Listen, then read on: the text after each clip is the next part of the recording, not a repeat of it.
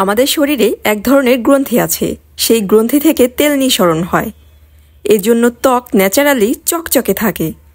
কিন্তু শীতের ঠান্ডা আবহাওয়ার কারণে ত্বক শুষ্ক হয়ে যায়। তখন গ্রন্থি থেকে তেল নিঃসরণ হয় না, উল্টো ত্বক শুষ্ক হয়ে যায়, ফেটে যায়। যেহেতু আমাদের শরীরের অন্যান্য অংশের তুলনায় পায়ের গোড়ালির ত্বক অনেক শক্ত, তাই পায়ের গোড়ালিতে ফাটার সমস্যা একটু বেশিই দেখা যায়। এছাড়া অতিরিক্ত দূষণ, ময়েশ্চারাইজারের অভাব থেকেও গোড়ালি ফাটতে পারে।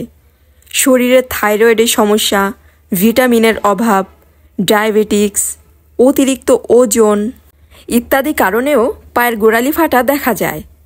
অনেক সময় পায়ে গভীর ক্ষত বা গ্যাংগ্রিন হয়। যাদের চর্মরোগ, একজিমা, সোরিয়াসিসের সমস্যা আছে, তাদের ক্ষেত্রে এই সমস্যা বেশি হয়। মূলত বয়স্কদের ক্ষেত্রে পা ফাটার সমস্যা একটু বেশিই দেখা যায়। অনেক সময় ফাটা গোড়ালি দিয়ে রক্ত ঝরতে শুরু করে। হ্যালো এভরিওয়ান, আসসালামু আলাইকুম। আমি তানিজা ফারনাজ। আমার আজকের টপিক, শীতকালে পা ফাটার সমস্যার সমাধান কি, বা শীতকালে পা ফাটলে কি করবেন সেই সম্পর্কে জেনে রাখুন।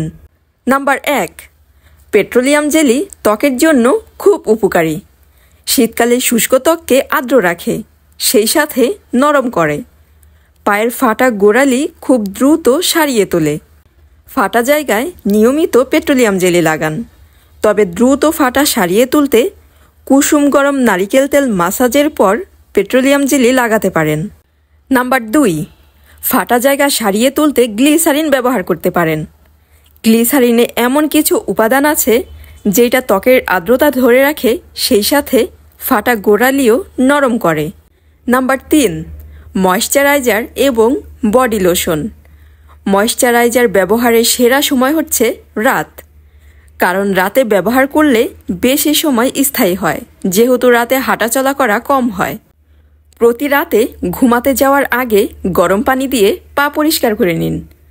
এরপর পায়ে ময়েশ্চারাইজার এবং বডি লোশন ব্যবহার করুন। নিয়মিত এভাবে ব্যবহার করলে সমস্যার সমাধান হয়ে যাবে। এছাড়া যারা ময়েশ্চারাইজার কিংবা বডি লোশন ব্যবহার করতে অভ্যস্ত না, তারা নারিকেল তেল ব্যবহার করতে পারেন। তবে তেলটা কুসুম গরম করে এরপর পুরো পায়ে ভালোভাবে মালিশ করুন। নারিকেল তেল ত্বকের আর্দ্রতা ধরে রাখতে সাহায্য করে, শুষ্ক ত্বকে আর্দ্রতা ফিরিয়ে দেয়, সেই সাথে ত্বক থেকে মৃত কোষগুলো সরিয়ে ত্বককে আরও সতেজ করে তোলে। নাম্বার 4, হালকা কুসুম গরম পানিতে লেবুর রস, শ্যাম্পু মিশিয়ে নিন। তারপর সেই পানিতে 10 মিনিট পা ডুবিয়ে রাখুন। এতে গোড়ালিতে জমে থাকা ধুলা ময়লা সহজেই পরিষ্কার হবে, ত্বক নরম হবে। এরপর পা ভালোভাবে স্ক্রাব করে পরিষ্কার পানিতে পা ধুয়ে নিন। পা শুকানোর পর পায়ে ক্রিম, জেল কিংবা ময়েশ্চারাইজার মেখে নিন। নাম্বার 5, খালি পায়ে হাঁটাহাঁটি করার অভ্যাস বাদ দিতে হবে। আরামদায়ক উলের মোজা ব্যবহার করুন, তবে ঘুমানোর সময় মোজা খুলে রাখবেন।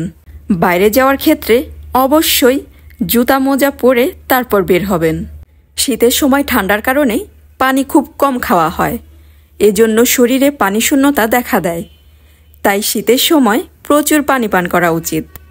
এছাড়া শীতকালীন ফল, শাকসবজি, vitamin C, vitamin A, vitamin B3 সমৃদ্ধ খাবার খেতে হবে। পা ফাটার সমস্যার সমাধানে এই টিপসগুলো অ্যাপ্লাই করার পরও যদি পা ফাটার সমস্যার সমাধান না হয়, তাহলে অবশ্যই চিকিৎসকের পরামর্শ নিন। আমার আজকের ভিডিও এই পর্যন্তই। ভিডিওটি যদি ভালো লেগে থাকে তাহলে অবশ্যই লাইক, কমেন্ট, শেয়ার করতে ভুলবেন না। যদি ইউটিউব চ্যানেল থেকে দেখেন তাহলে চ্যানেলটি সাবস্ক্রাইব করে দিবেন। আর যদি ফেসবুক পেজ থেকে দেখেন তাহলে পেজটিতে লাইক, ফলো দিয়ে সাথেই থাকবেন। ধন্যবাদ।